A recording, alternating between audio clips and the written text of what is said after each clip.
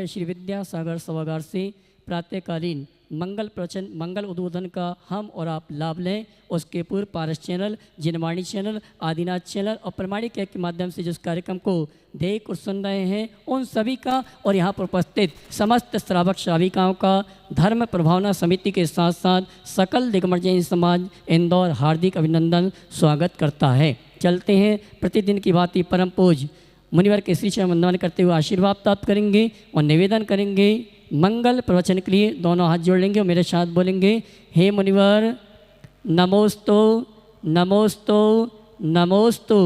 और आइए हम और आप परम पूज्य मुनिश्री के मंगल उद्बोधन मंगल प्रवचन का लाभ लें। उसके पूर्व मैं उन सुधी श्रावकों की घोषणा करूंगा जिन्होंने सिद्ध चक्र महामंडल विधान में पूरे परिवार के साथ सम्मिलित होने का सौभाग्य प्राप्त किया है और उसके पश्चात विधान की और शिविर की जानकारी के लिए आमंत्रित करूंगा आदरणीय अशोक जी भैया को।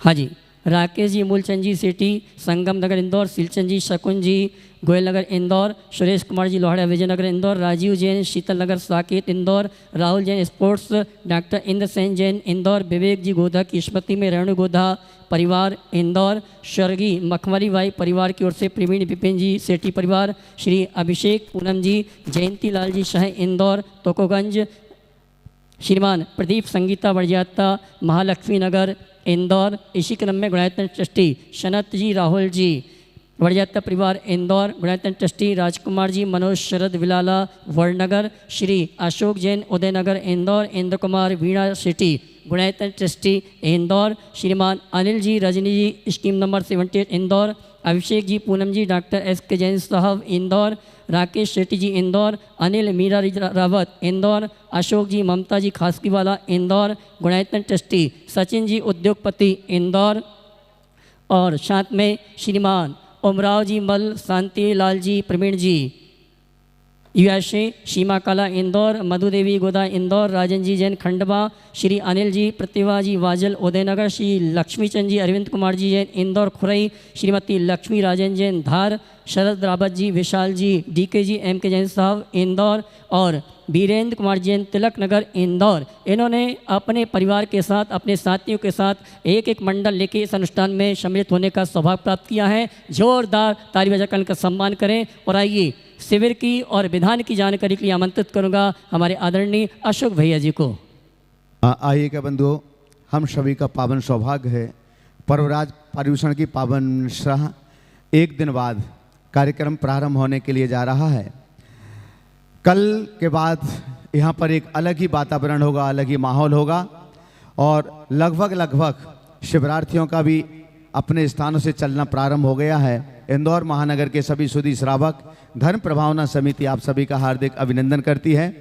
एक जरूरी सूचना आप लोगों के लिए आवश्यक है। जो यहाँ के शिवरार्थी हैं इंदौर महानगर के और जो बाहर से भी आ रहे हैं, सभी शिवरार्थियों के लिए आपके लिए एक एक जोड़ी हथकरघा के वस्त्र तो यहाँ से समिति द्वारा प्रदान किए ही जा रहे हैं, लेकिन इंदौर के मौसम को देखते हुए क्योंकि ये करवटें बदलता है, आप अपने सुविधा के साथ में सफ़ेद साड़ी या सफ़ेद धोती दुपट्टे एक एक जोड़ी आप और साथ में ला सकते हैं ताकि आपके लिए किसी भी प्रकार की असुविधा ना हो।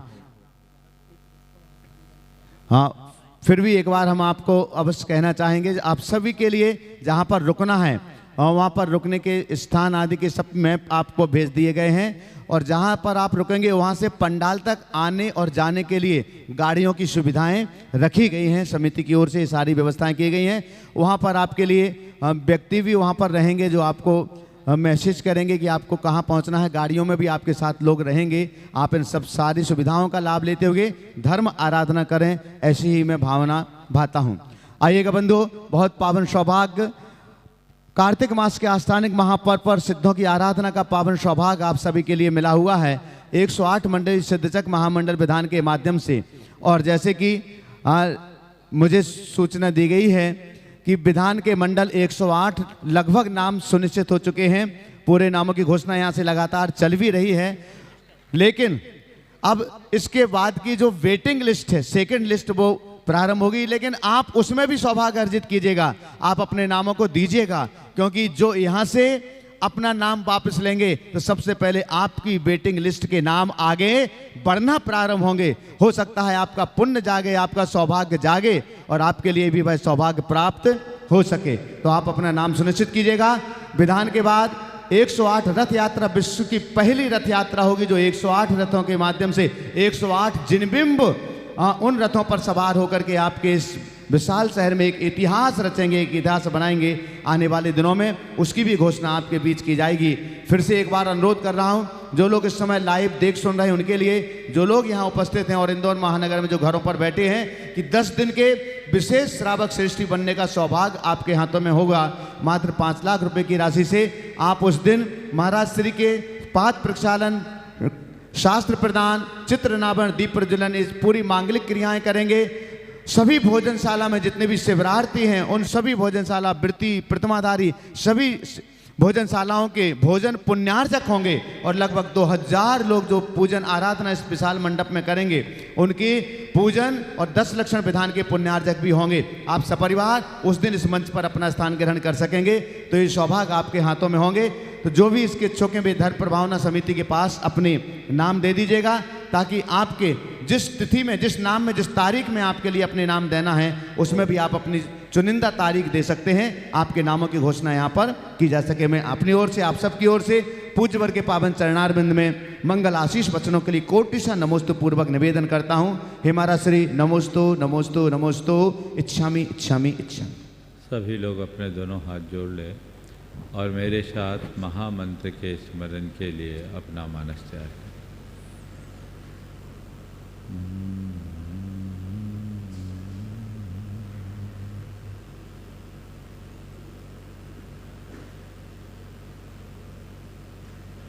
नमो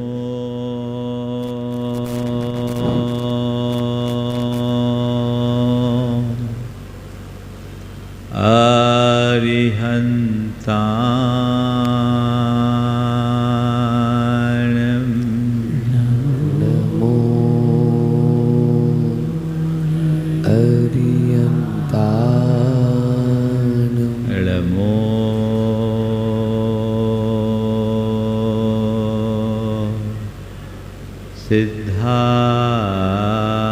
सिद्धाणं नमो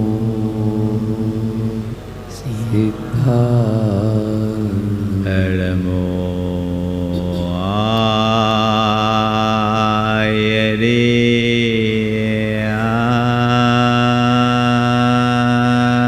आयर्याणं नमो आयर्याणं नमो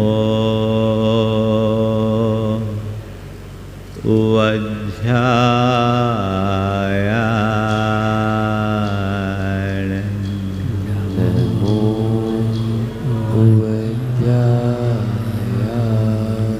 नमो लोये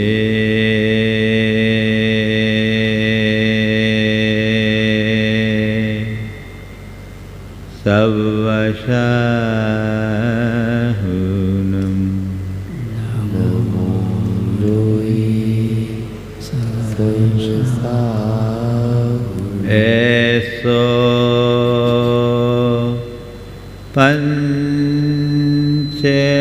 पंचेणमोयारो ऐसो पंचि नमो यारो सवपाव पणाश्नु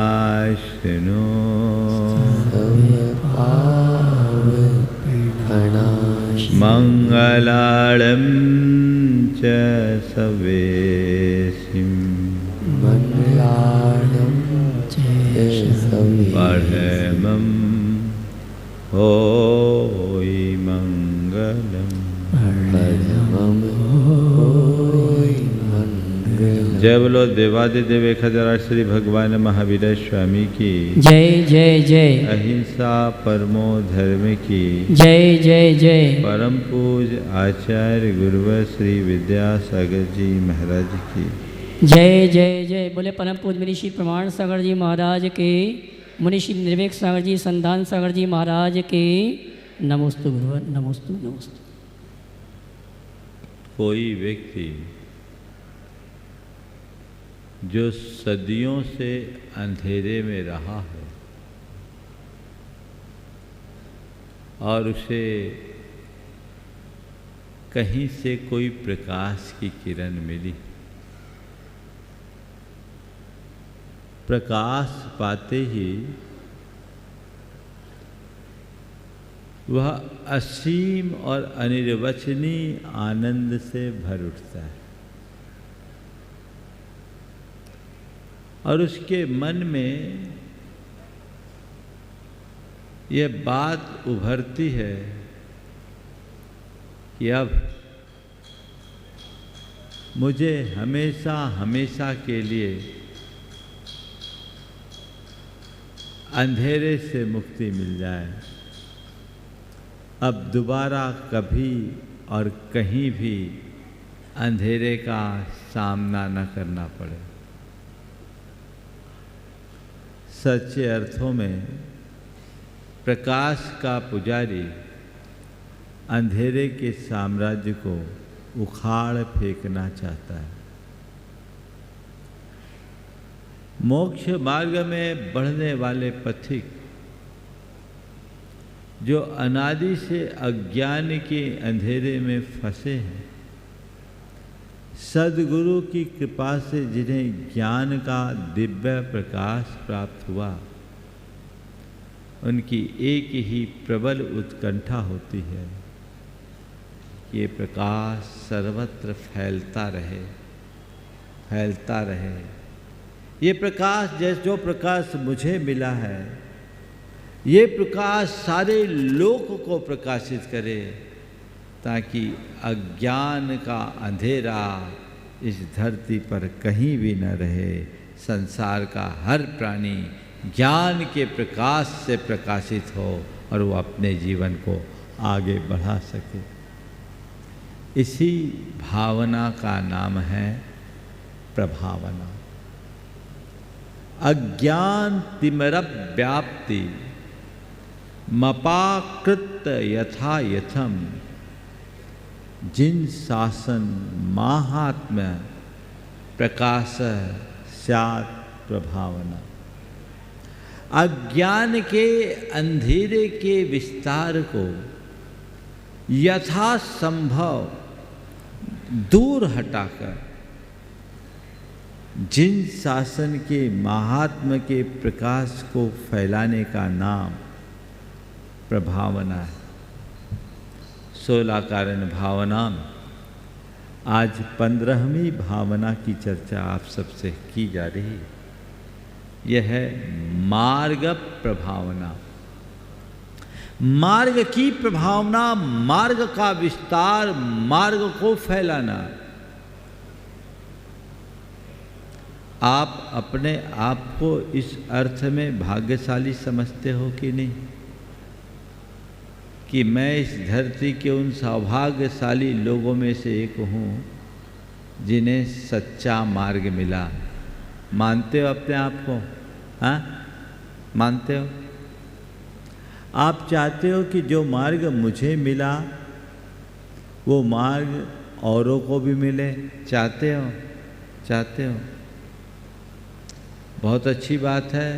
मार्ग मिला ये सौभाग्य है। आपके मन में चाह है कि औरों को भी मार्ग मिले, पर औरों को मार्ग मिले इसका कुछ प्रयास आपने किया? बोलो, नहीं ना? बस इसी प्रयास का नाम प्रभावना है।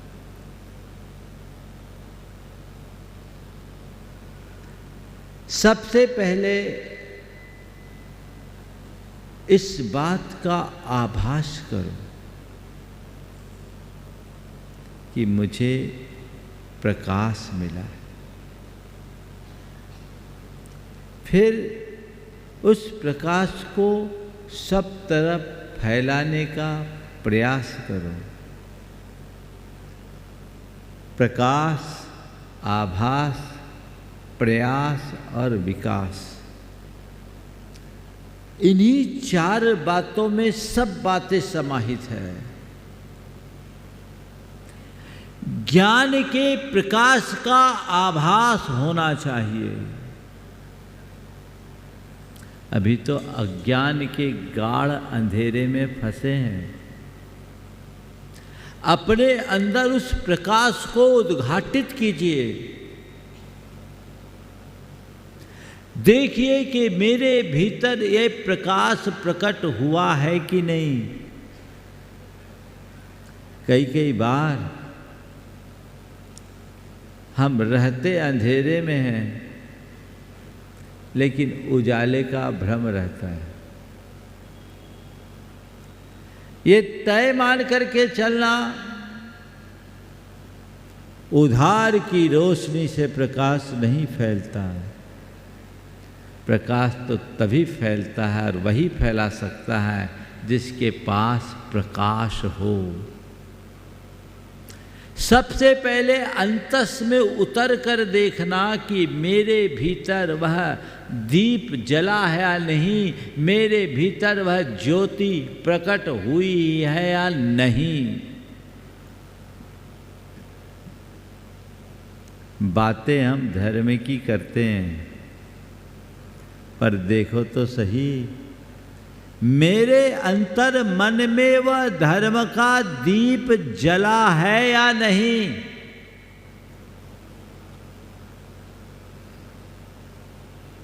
कभी आपने झांक कर देखने की कोशिश की?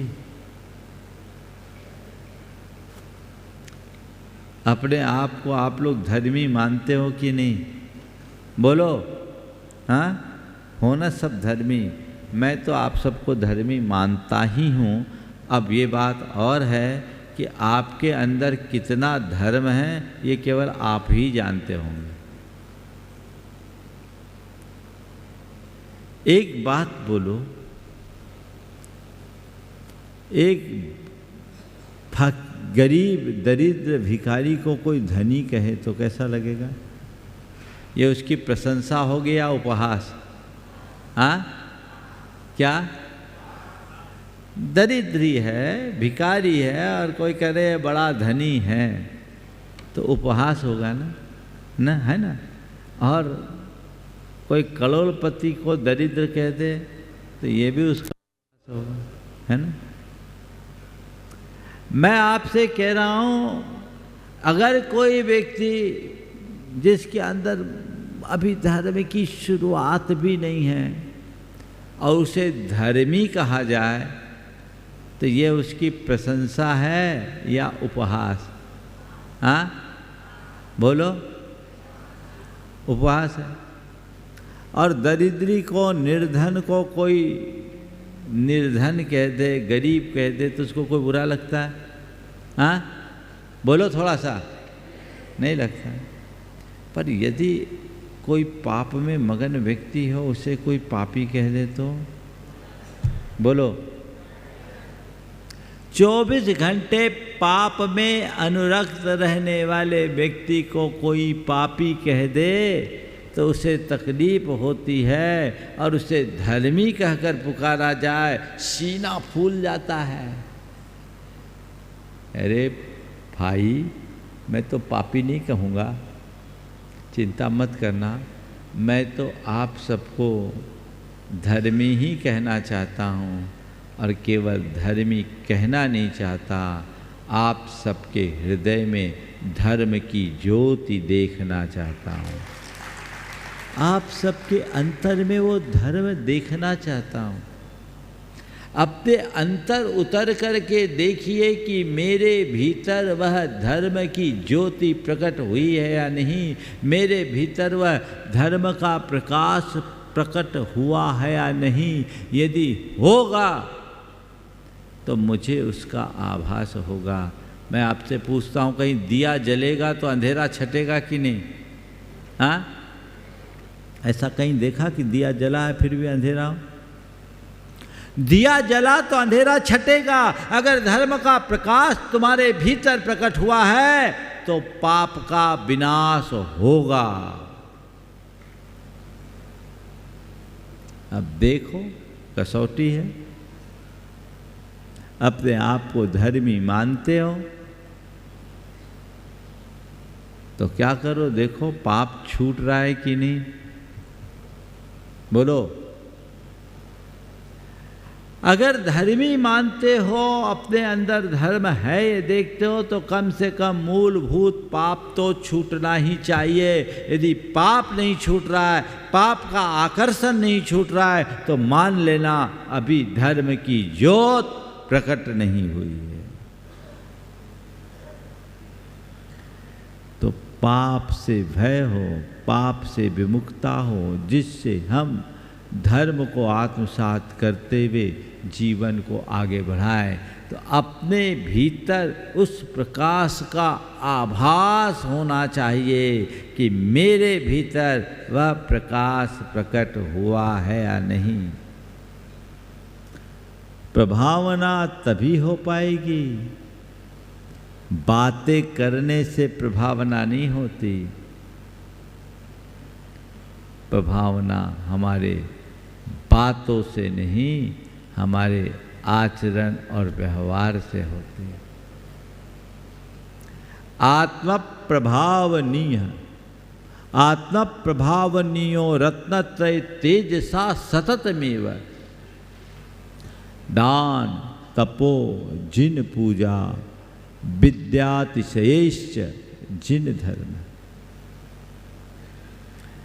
धर्म की प्रभावना करना चाहते हो तो सबसे पहले अपनी आत्मा को प्रभावी बनाओ। किससे?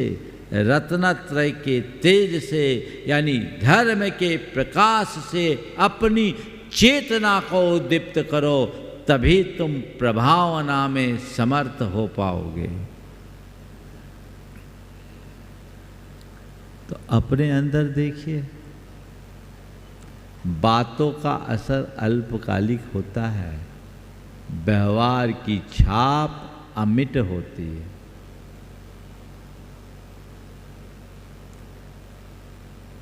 प्रभावना, असली प्रभावना तब होगी जब हम नहीं, हमारा आचरण बोले। आचरण बोले।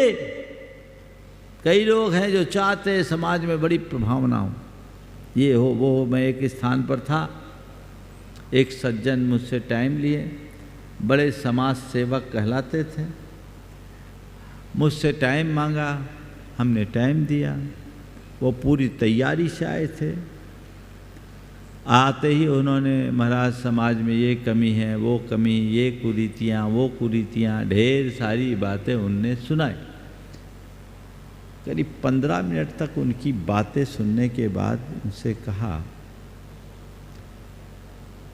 मुझे बहुत प्रसन्नता है कि आप समाज के व्यापक हितों की चिंता लेकर यहाँ आए हैं और आप समाज में सुधार की बड़ी अपेक्षा रखते हैं। पर मैं आपसे एक बात कहना चाहता हूँ कि समाज से में आप जितनी अपेक्षा रखते हैं, समाज भी आपसे कुछ अपेक्षा रखता है। बोलिए महाराज, मुझे ये बताओ, आप समाज की कुरीतियों को ख़त्म तो करना चाहते हैं, पर आपको इसकी शुरुआत अपने आप से करनी होगी, अपने घर से करनी होगी। आप रात्रि भोजन करते हैं? बोले महाराज ये तो मेरी आदत में है। बोले आप कभी धार्मिक सामाजिक कार्यक्रमों में उपस्थित नहीं दिखते? बोले मैं रुचि नहीं रखता, मेरे इंटरेस्ट नहीं है। मुझे मालूम था वो आदमी पार्टी साटी वाला आदमी था और दारू भी पीता था। हमने कहा आपके व्यसनों का त्याग है? बोले महाराज वो मेरा पर्सनल मैटर है। हमने कहा अब हो गई आपकी बातें सारी, और मैंने उन्हें 4 पंक्तियां सुनाई। हमने कहा मैं आपको 4 पंक्तियां सुनाता हूँ, बुरा मत मानना। मैंने कहा आपके तर्क महामारक हैं, दर्जनों डिग्रियों के धारक हैं। आपके तर्क महामारक हैं, दर्जनों डिग्रियों के धारक हैं, कोई कैसे इन्हें सुधारेगा जब से पैदा हुए सुधारक है।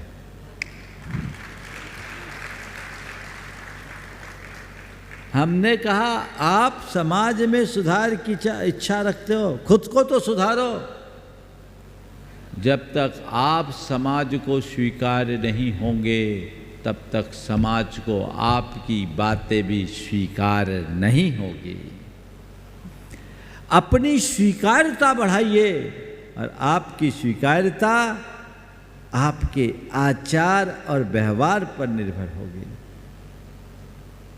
धर्म की प्रभावना केवल तब और तब हो पाएगी जब अंदर धर्म होगा। इसलिए मैं बार बार विचार करता हूं कि ऐसा क्यों लिखा, आत्मा प्रभावनीय रत्न प्रभावनीय और रत्न तेजसा सतत में हो, कि जब तक तुम्हारे पास उजाला नहीं होगा तुम दूसरों को उजाला कैसे बांटोगे। पर आजकल उल्टा हो रहा है, रोशनी की मसाले वे ही हथियाए हुए हैं। रोशनी की मसाले वे हथियाए हुए हैं जिनके चारों ओर अंधियारे छाए हुए हैं। ऐसे में क्या होगा, सिवाय भटकाव के और कुछ नहीं होगा। अपने भीतर कितना प्रकाश इसका आभास हो।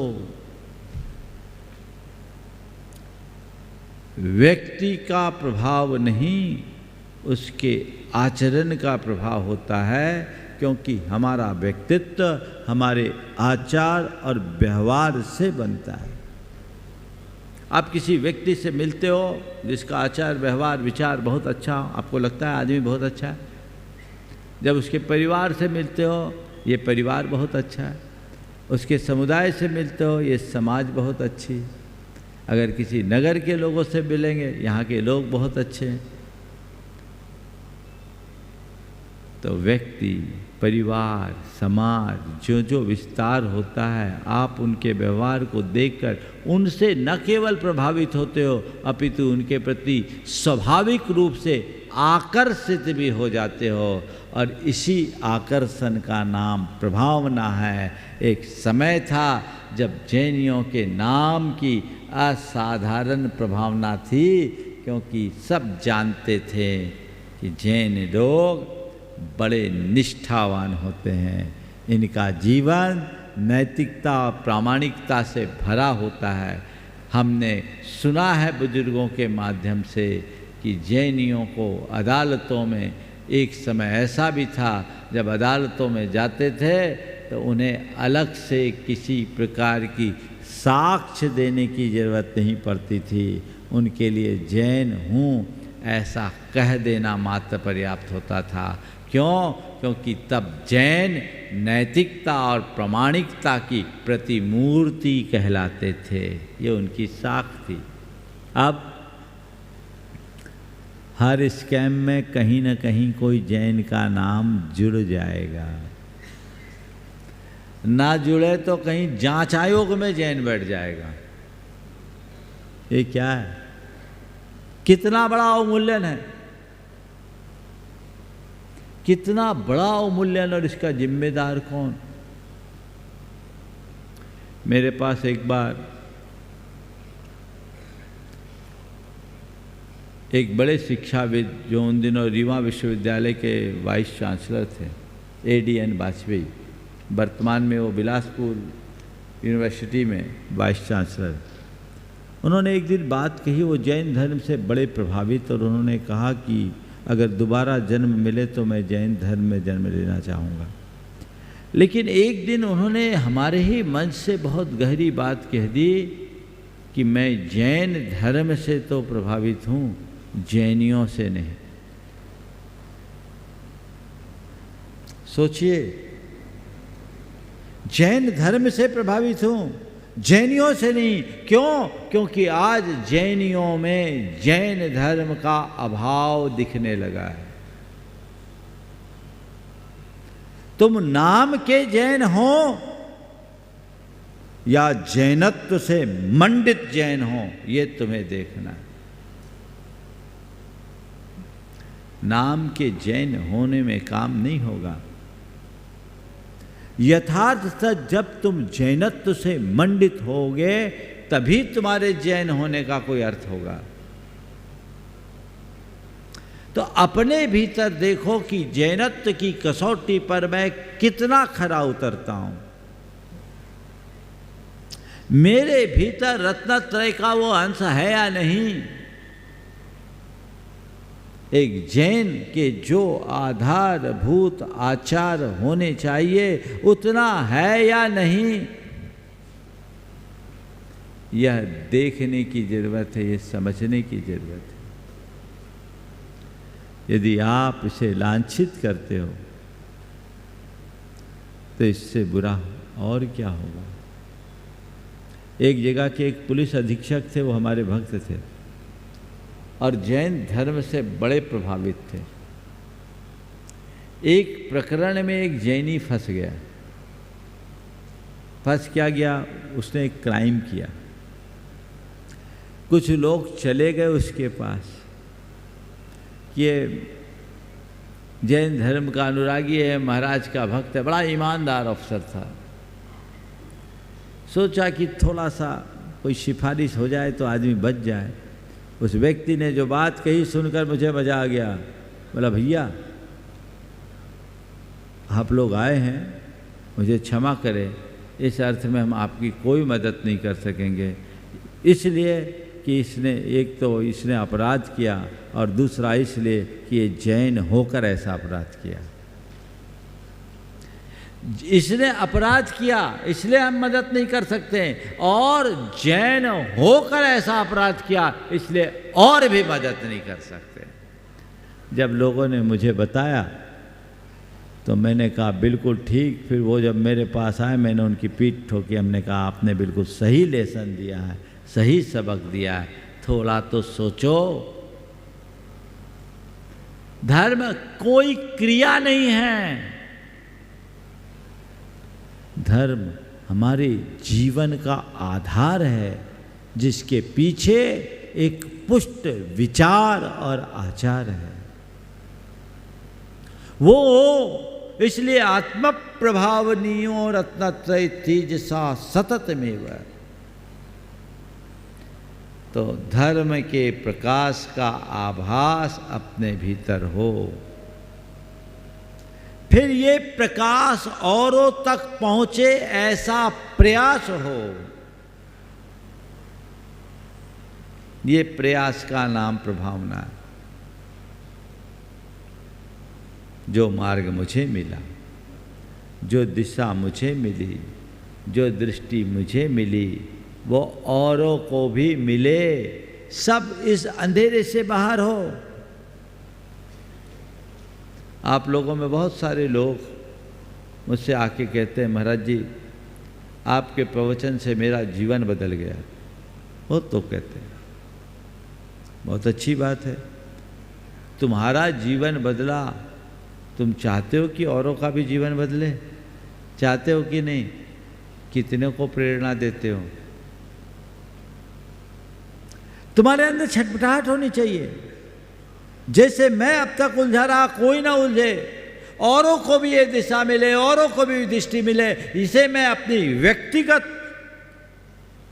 उपलब्धि तक सीमित ना रखूं, इसे जन जन तक पहुंचाने का मुझे प्रयास करना है।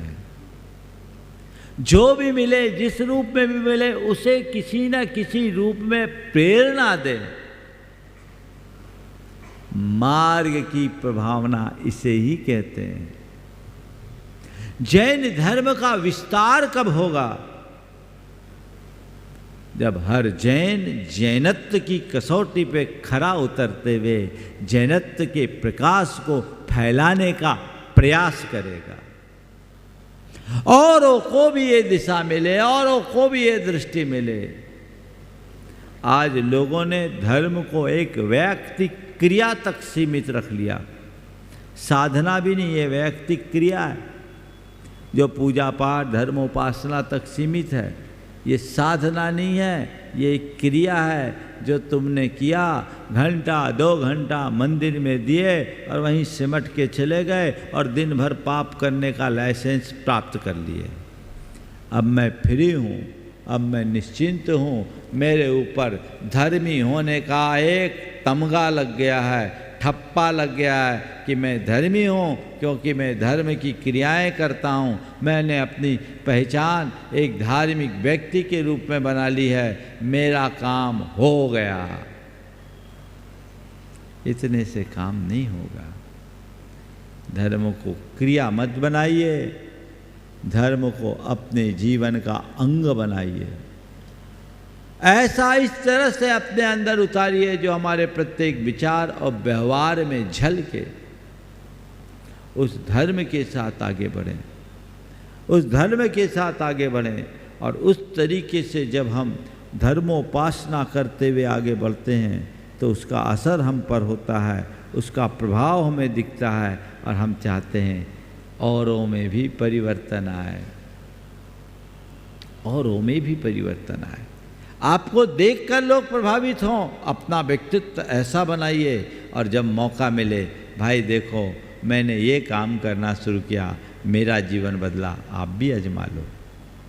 मैंने प्रवचन सुनना शुरू किया, मुझ में बहुत फ़र्क आया, आप भी कुछ दिन सुन के देखो। मैंने भावना योग किया, मेरी सारी समस्याएं ख़त्म हो गई, मेरे जीवन की दिशा और दृष्टि बदल गई, मेरी नकारात्मकता नष्ट हो गई, आज मैं हर अर्थ में सकारात्मक हो गया हूँ। आप भी कीजिए।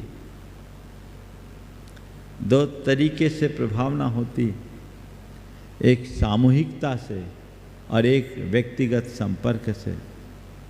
सामूहिकता वह साध्य होती है, उसकी चर्चा भी बाद में करूँगा। व्यक्तिगत संपर्क में क्या लगता है, बोलो? लगता है कुछ नहीं लगता। केवल 2 अच्छी बातें करनी होती है, 2 प्रेरणा देनी होती है। आप लोग इधर उधर की बातें करते हैं, उसकी जगह ऐसी बात क्यों ना करें जिससे धर्म की प्रभाव ना हो। मैं बहुत छोटे छोटे से तरीके बता रहा हूँ प्रयास के, अभी बड़े तरीके तो बाद में बताऊँगा। कहीं कोई मिले, आप उसे इस तरह की बातें चर्चा में छेड़ दो, कुछ मत करो, उसको अट्रैक्ट करना है। आपके हाथ में मोबाइल है, एक आध क्लिप दिखा दो, डाउनलोड करके रखो, अट्रैक्ट होगा। आप ट्रेन में सफ़र कर रहे हो, प्रवचन प्रभावना का अंग है कि नहीं, है ना? ट्रेन में सफ़र कर रहे हो, आप कुछ मत करो, इधर उधर की बातें करने की जगह आप थोड़ा से धीमी साउंड में आप प्रवचन शुरू कर दो। 2-4 बातें बगल वालों के कान में आएगा, वो खुद कहेगा भैया किसको सुन रहे हो, क्या सुन रहे हो, थोड़ा बताओ, आवाज़ बढ़ा दो, लो सुन लो, आपको अच्छा लगेगा। फिर धीरे से उसको प्रेरित करो। आप प्रभावना कर सकते हो कि नहीं, बोलो? आप जब भी जाओ अपने साथ सफ़र करो, 2-4 पुस्तकें अपने झोले में रखो, पुस्तकें पढ़ो। और कोई आदमी थोड़ा भी आकर्षित हो, लीजिए आप ये पुस्तक पढ़िए, आपको अच्छा लगेगा। आप ये पुस्तक पढ़िए, आपको अच्छा लगेगा। 10, 20, 50 रुपए की, 100 रुपए की किताब आपने एक को दिया और उससे उसका जीवन बदल गया। सोचिए आपने कितना बड़ा काम कर दिया है। प्रभावना है कि नहीं? आप उसको सौंप के आइए। ये सब आप कर सकते हैं कि नहीं? ये सब होगा और सहज होगा, तब होगा जब आपके भीतर धर्म होगा। ये प्रभावना है, ये धर्म प्रभावना का प्रयास है, व्यक्तिगत प्रयास होना चाहिए। आज लोग बोलते हैं कि जैन धर्म इतना सीमित क्यों हो गया। मैं कहता हूँ इसलिए कि जैनियों ने अपने धर्म को मंदिरों तक सीमित कर लिया, अपने तक सीमित कर लिया, इसलिए जैन धर्म सीमित हो गया। अगर हमने इसे व्यापकता से फैलाने का प्रयत्न किया होता तो जैन धर्म के साथ ऐसी स्थिति नहीं होती। आज टेक्नोलॉजी का दौर है, संचार क्रांति का युग है। ऐसे समय में तो हम धर्म को सर्वत्र फैला सकते हैं, इसे जनोन्मुखी बना सकते हैं। जैन धर्म को जन धर्म बनाया जा सकता है यदि हर जैन इस तरह का काम करे। ये प्रभावना है। आजकल का एक शब्द है मार्केटिंग, है ना। आज ज़्यादातर जैनी मार्केटिंग से जुड़े हुए हैं, पर जैनी तो मार्केटिंग में है, पर जैन धर्म की मार्केटिंग कहाँ है? यही तो प्रभावना है। जैन धर्म के व्यापक प्रचार प्रसार का उपक्रम व्यक्तिगत स्तर से शुरू करके सामुदायिक स्तर तक होना चाहिए। तो ये प्रभावना के लिए जितना अधिक से अधिक कर सको करो। आज ये प्रवचन यहाँ हो रहा, दुनिया भर के लोग सुन रहे हैं, टेक्नोलॉजी के माध्यम से सुन रहे हैं। प्रभावना हो रही कि नहीं हो रही? हाँ, इंदौर तो मैं पहली बार आया, पर इंदौर में मुझे सुनने वाले लोग वर्षों से सुन रहे हैं। उनके अंदर जो लगाव है, उनके अंदर जो जुड़ाव है, ये क्या प्रभावना है ना? माध्यम क्या बना? एक जगह से सब ने फैलाया। जितने लोग इसमें निमित्त बने, उनने क्या किया? प्रभावना की ना। व्यक्तिगत स्तर पर करिए, सामुदायिक स्तर पर कीजिए। और आज का केवल व्यक्तिगत स्तर से काम करने में काम नहीं चलेगा, हमें ऐसा माहौल भी बनाना पड़ता है। माहौल भी बनाना पड़ता है। आज का युग ग्लैमर का युग है, आकर्षण होगा, सब खींचे आएंगे, इसलिए वैसा माहौल बनाना पड़ता है। और एक बार माहौल बनता है, लोग खींचे आते हैं, उनको सही दिशा मिलती, दृष्टि मिलती है, फिर अपने आप पीछे भागते हैं। इसलिए ऐसे समारंभ भी जरूरी है। इसीलिए तो कहा आत्म प्रभावनीयो रत्नत्रय तेजसा सततमेवा। फिर कहा केवल अपनी आत्मा को चमका के काम नहीं होगा, दूसरों की आत्मा में भी चमक प्रकट हो। उसके लिए उनके अंदर आकर्षण उत्पन्न करो, दान करो, तप करो, जिन पूजा करो और अपने ज्ञान के अतिशय से उसका प्रकाश फैलाओ। ये बड़े बड़े समारोह होते हैं। इन समारोहों में आकर्षित होकर ऐसे ऐसे लोग भी आते हैं जो घोर अधर्मी होते हैं, लेकिन आते हैं तो उनका काया पलट हो जाता है, काया पलट हो जाता है। मेरे संपर्क में ऐसे अनेक लोग हैं जिनके अतीत को देखे तो महाअधर्मी, अब वर्तमान देखते हैं तो उनके अंदर कई तो त्यागी तपस्वी बन गए। परिवर्तन आते देर नहीं लगती। इसलिए मार्ग की प्रभावना का हर स्तर पर प्रयास करना चाहिए। अभी धर्म प्रभावना समिति यहाँ धर्म प्रभावना में लगी है और आप सब उसमें अपना सहयोग दे रहे हैं, सहभागिता दे रहे हैं, तब न प्रभावना होगी। व्यक्तिक स्तर पर बहुत ज़्यादा लोगों तक बात नहीं जाती, लेकिन उसे ही जब सामुदायिक स्वरूप दे दिया जाता है तो वो सबके लिए सुग्राह्य होती है। तो एक धर्मी खुद के स्तर पर प्रयास तो करता ही है, लेकिन जब मौका आता है तो सबके स्तर पर भी प्रयास करने में वो कभी पीछे नहीं रहता। उसके लिए प्रयास करना शुरू करता है कि नहीं ये फैले, और जब मौका आए तन मन धन सब अर्पित करता है। आप लोगों का भी भाव होना चाहिए, ये जगाइए कि मुझे तन मन धन से धर्म की सेवा करनी। प्रयास कीजिए, पुरुषार्थ कीजिए, कैसे भी मूलभूत तत्व सब तक जाए, ये प्रयास होना चाहिए। दान धर्म की प्रभावना का सबल आधार है। आप सोचिए, जब देश पर संकट आया, भामाशाह ने अपना खजाना लुटाया, कितनी बड़ी प्रभावना की। सर्व समाज में भामाशाह के निमित्त जैनों के प्रति एक अलग श्रद्धा उत्पन्न हुई। ये क्या है? दान का प्रभाव है। दान के बल पर बड़े बड़े धर्मायतनों का निर्माण होता है। वहाँ आते हैं लोग, जैन धर्म के मर्म को जानते हैं, उनका हृदय श्रद्धाभिभूत होता है। ये प्रभावना हुई, किसके दम पर हुई? दान के दम पर। धर्म प्रभावना के लिए दान करो। आज इतना बड़ा समारोह हो रहा है, ये चातुर्मास चल रहा है, किससे चल रहा है? दान से चल रहा है ना। तो दान प्रभावना का कारण है कि नहीं? ठीक। तो दान, ये बात अलग है कि यहाँ भी कुछ ही लोगों का दान लिया गया, लेकिन किसी ने भी दिया तो दिया ना। आप अपने अपने स्तर पर जहाँ मौका है धर्म प्रभावना का, यहाँ दान देने से धर्म की प्रभावना हो सकती है। जी खोल करके दान दो। जितने भी धर्मायतन बनाए जाते हैं धर्म प्रभावना के लिए बनाए जाते हैं। साहित्य रचा जाता है धर्म प्रभावना के लिए ही रचा जाता है। जो भी इस तरह के उपक्रम किए जाते हैं वे सारे के सारे उपक्रम धर्म प्रभावना के लिए ही किए जाते हैं। इसलिए सतत धर्म प्रभावना के लिए उद्यमशील बने रहना चाहिए।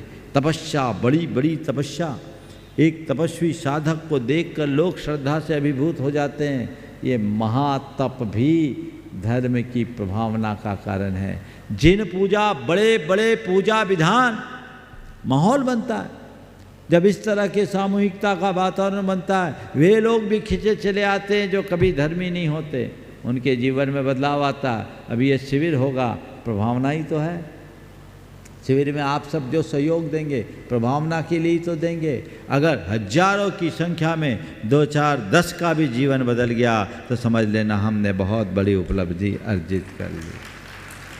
प्रयास हो, अपने स्तर पर प्रयास हो। सवाल ये नहीं कि मेरे प्रयास का स्तर कैसा है, सवाल ये है कि मेरी पहल कैसी है। मेरी पहल होनी चाहिए। पहल तो करो, परिणाम अपने आप आएगा। लोग पहल नहीं करते, इसलिए जीवन को आगे बढ़ाने की दिशा में पिछड़ जाते हैं। पहल बनी रहनी चाहिए, प्रयास हो। ज्ञान, तपो, जिन, पूजा। आगे आने वाले दिनों में सिद्धचक्र महामंडल विधान, आज नाम सुनते ही लोग खिंचे आते हैं। मुझे मालूम पड़ा कि लगभग नाम पूरे हो गए, 108 पूरे हो गए। अब आएंगे सो वेटिंग में आएंगे। फिर भी आप अपना प्रयास जारी रखिए। और मैंने देखा विधान कहने को एक क्रिया है, लेकिन इस तरह के विधानों में जब लोग जुड़ते हैं तो कई ऐसे भी जुड़ जाते हैं जो अभी कभी मंदिर भी नहीं जाते हैं, और विधान में आने के बाद वो धर्म से ऐसे जुड़ते ऐसे जुड़ते ऐसे जुड़ते कि उनका धर्म के बिना उनको चैन नहीं पड़ती। ये धर्म की प्रभावना है। और विद्यातिशयश्च जिन धर्म, ज्ञान के अतिशय से, ज्ञान प्रभावना का सबसे सबल आधार है। इसलिए तुम्हारे पास ज्ञान हो तो ज्ञान के प्रकाश को फैलाओ। और कदाचित तुम्हारे पास ज्ञान नहीं है और ज्ञानियों का समागम मिल रहा है तो उनकी वाणी को सर्वत्र फैलाओ। हम मुनिगण के पास तुम्हारे लिए देने को कुछ नहीं है। जो कुछ भी गुरु कृपा से थोड़ा ज्ञान पाया और अनुभव से अर्जित जो संपदा है उसे तुम्हें लुटाते हैं, और उसी से लोगों के जीवन की दिशा बदलती है। ये प्रभावना अंग का एक सशक्त माध्यम है। तो अब प्रकाश, उसका आभास